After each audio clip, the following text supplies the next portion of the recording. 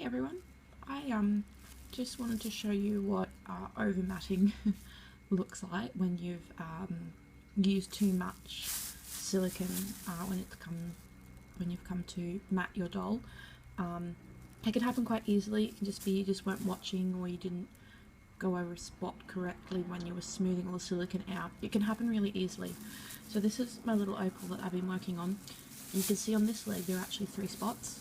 The first spot is there, and I've been rubbing off some of it.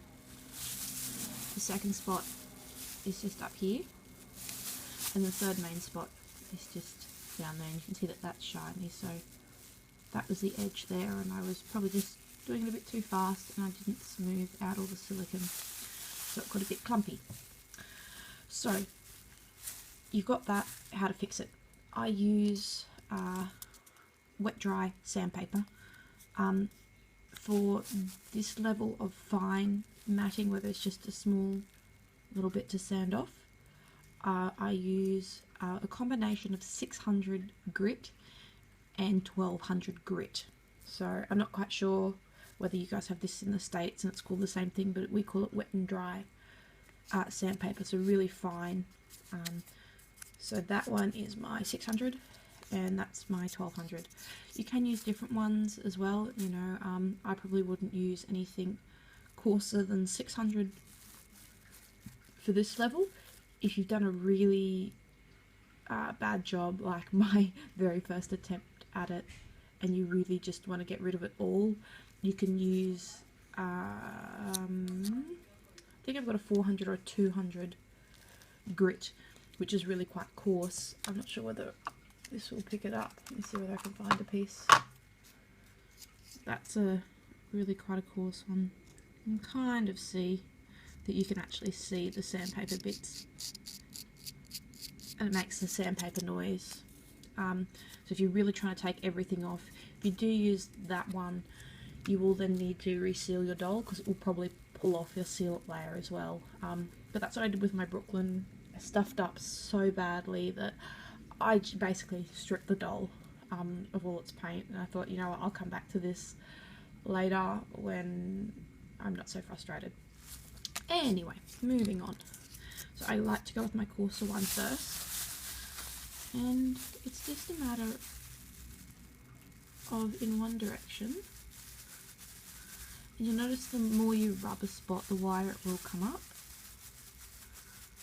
And that's just it, basically lifting up. So you can see that it's actually gathering down here. You'll need to wash the piece when you're done, or you can just, I typically like to do it in one direction. I don't go back and forth. I've actually got a little bit of a lift between each, and that's what I do. And just work at it. So with this one, because it was quite prominent and actually quite thick in this one spot, I'm using the coarser one. Like, I reuse these a fair bit. These are probably nearing the end of their life, and I need to cut a new bit. The new bits will obviously eat away your silicone and your matting layer quicker than your older ones. So if you do have a really fine section, just a little bit that you just want to get rid of, I suggest using an older piece of sandpaper. So I have a little container that they all live in, and when they're at the end of their life, they go in the bin. But I still like to hold on to my older pieces, just in case. So matting is a process. It takes a fair bit to get used to. If you're new to matting and you do have access to basically a scrap piece of platinum silicone, or even if you don't, the top bits of your doll, so for example this is a flat top bit that will be hidden by a body, put some paint on it, seal it up, and have a go at matting the top. I will almost guarantee you will stuff up. I know I have done many times. The number of layers of matting I have removed is ridiculous. So you can see now that most of it's down here. So it's a little bit shinier now as I've taken off that matting layer, and I've got a line there. And I've got a line coming down there. So I've just swapped to my finer one. you may swap back and forth between them.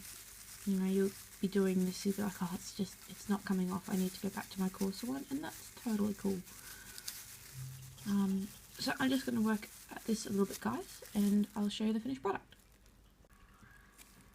So there we go, guys. So I fixed up that patch that was there, and we had one up here, and we had one down there, and you'll see that I've just kind of pushed it all to the bottom of the foot. Another great thing to have a look at to see if you've taken off any paint as well is to see what colour it is. If it's got, you know, a pinky tinge or something to it, it means that you've actually taken off paint layers. So I will now go and give that a good wash. Use a bit of detergent and then use acetone just to re-prime it all back up again and have another go. So it's just as simple as that, guys. So you can see that I pulled off some layers. There's patches that are now a bit glossy, so I'll actually go and remap the whole leg. Just to be sure. In case I get the question if you're wondering why I have the plastic bag, it's just to keep the rest of the doll that I'm holding clean and lint free and, you know, free of all this stuff, because it is quite difficult to get off. Even cured silicone likes to stick. So yeah, that's just the way to get it off. And there's a few more bits there that need to flick off. Yeah. So as I said before, guys, yeah, sandpaper. That's kind of the way you do it, and do practice a fair bit beforehand. And in case you're wondering which powder I use, if you haven't seen my other videos, with its lid on, I use the Fuse Effects water soluble matting powder. So I use that puppy, and that's what I've also been sent by a number of silicone artists as well. Including Claire Taylor, and also Angela Lewis says she uses this as well, as opposed to there is a liquid one out there, and I'd love to get my hands on the liquid one because it seems to do an amazing job, but it's part of the flammable family apparently, and I can't have it airmailed out here. They won't put it on a plane because it's like a class 3 hazardous liquid or something. So that's it, guys, and I hope you liked the tutorial. Bye.